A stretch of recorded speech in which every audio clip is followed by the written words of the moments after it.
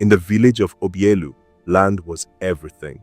Land meant status, land meant wealth, land meant power. But there was one piece of land nobody touched, not because it was barren, but because it was hungry, and the last man who tried to claim it was buried by it, not under it, by it.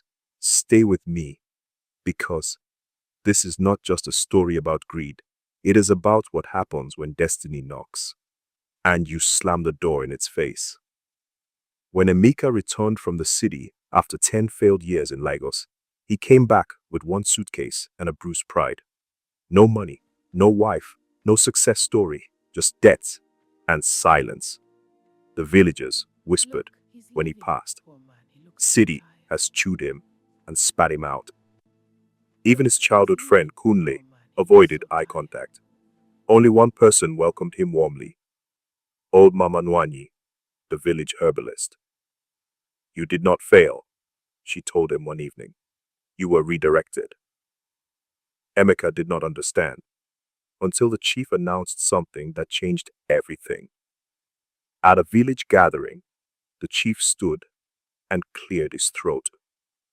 The government wants to buy land for a new road project, he announced.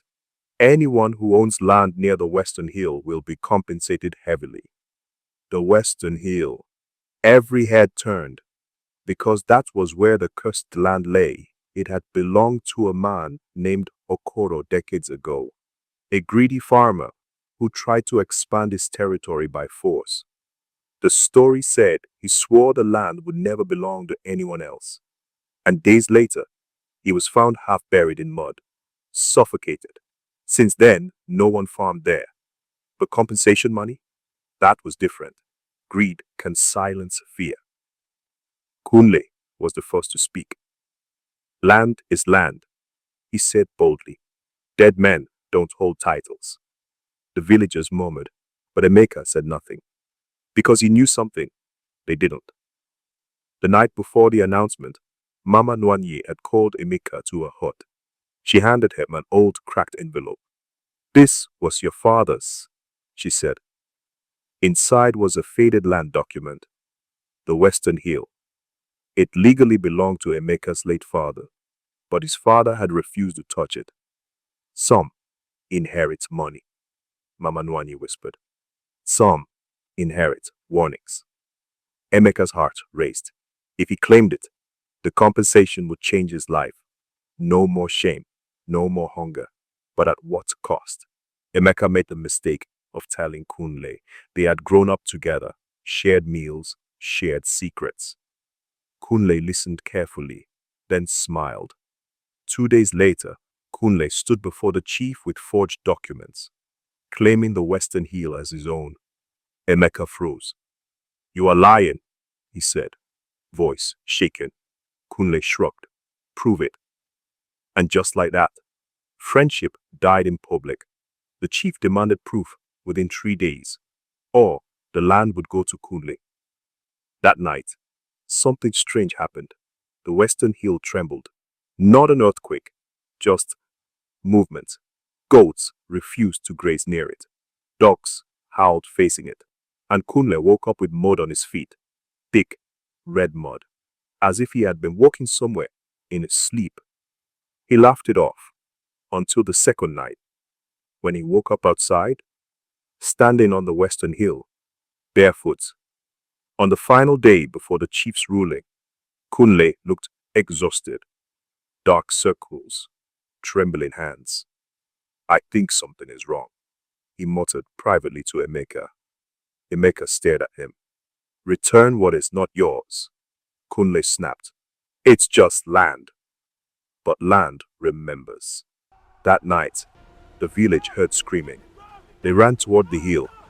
Kunle was waist-deep in mud, sinking, not struggling wildly, just slowly descending, like the earth had opened its mouth. I didn't mean to steal it, he screamed.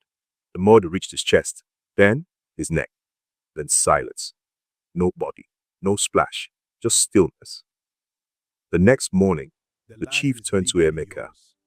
The land is legally yours. The compensation money would be enough to rebuild his life. The villagers expected celebration. Instead, Emeka walked to the western hill. He carried his father's document and a shovel. He dug a small hole, placed the document inside, covered it, and walked away. When the government officials came weeks later, they were told, the Western Hill is not for sale. They built a road around it. Years passed. Emeka slowly rebuilt his life through honest farming on safer land. Not rich, but respected. Because sometimes wealth is not what you gain, it's what you refuse. They say on quiet nights, if you stand near the Western Hill, you can hear movement beneath the soil. Not angry, just waiting for the next person who believes ownership is stronger than consequence. Now tell me honestly, if you were Emeka, would you have taken the compensation money? Or would you have walked away like he did? Greed is easy when poverty is loud. Drop your answer in the comments. I read everyone. If this story gripped you, disturbed you, or made you think, Like, share, and subscribe for more deep African stories.